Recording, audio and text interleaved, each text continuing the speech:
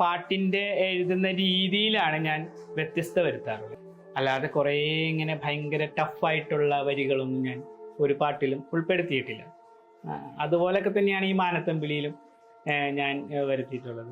മുട്ടോളം മുടിയുള്ളവളെ തലതട്ടം കൊണ്ട് മറച്ചവളെ ചേലുള്ള പച്ചക്കര മുണ്ടിനാൽ അണിവയറ് മറച്ചവള അണിവയറ് മറച്ചവള അഞ്ജനം കൊണ്ട് കണ്ണെഴുതിയവൾ നാണം കൊണ്ട് നോക്കണ കണ്ട മാനത്തമ്പിളി പൂത്ത പോലെ അഴകാർന്നൊരു പാത്തുമ്മ എന്റെ കൽവിളിൽ മുഞ്ചഴകോടെ സുന്ദരിയായ പാത്തുമ്മ സുന്ദരിയായ പാത്തുമ്മ.